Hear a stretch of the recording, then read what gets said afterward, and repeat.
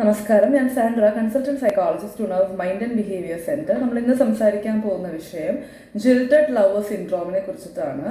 ഒരു റൊമാൻറ്റിക് റിലേഷൻഷിപ്പിൽ ഒരു ആളുടെ ഫീലിങ്സ് അല്ലെങ്കിൽ അയാളുടെ ലവ് മറ്റേ പേഴ്സൺ അത് റെസിപ്രോക്കേറ്റ് ചെയ്തിട്ടില്ല അല്ലെങ്കിൽ റിട്ടേൺ ബാക്ക് ചെയ്യുന്നില്ല, അവിടെ ഒരു റിജക്ഷൻ ആണ് ആൾക്ക് കിട്ടണതെങ്കിൽ ആ ആളിൽ ഉണ്ടാകുന്ന ഒരു ഇമോഷണൽ റെസ്പോൺസ് ആയിട്ട് നമുക്ക് ഇതിനെ കാണാം, ഈ ഒരു സിൻഡ്രോമിനെ. സോ ഇവിടെ basically the person is going through an intense emotional turmoil അല്ലെങ്കിൽ ഒരു ഇമോഷണൽ പെയിനിലൂടെയാണ് ആൾ കടന്നു പോകുന്നത്.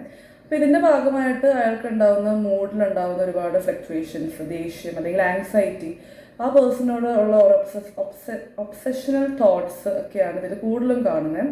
അതിനോടൊപ്പം തന്നെ ആളിൽ വളരെ ഇമ്പൾസീവ് ആയിട്ടുള്ളൊരു ബിഹേവിയറിലേക്ക് എടുത്തു ചാടാനുള്ളൊരു ചിലപ്പോൾ ഒരു റിവെഞ്ച്ഫുൾ ആയിട്ട് അല്ലെങ്കിൽ ഒരു വളരെ ക്രിമിനൽ ആയിട്ടുള്ളൊരു ബിഹേവിയർ മറ്റേ ആളിലേക്ക് അയാളെ ഹാം ചെയ്യാനൊക്കെ ആയിട്ടുള്ള ടെൻഡൻസീസ് വളരെ കൂടുതലായിരിക്കും.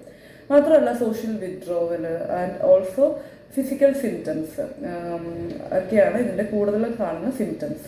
Thank you.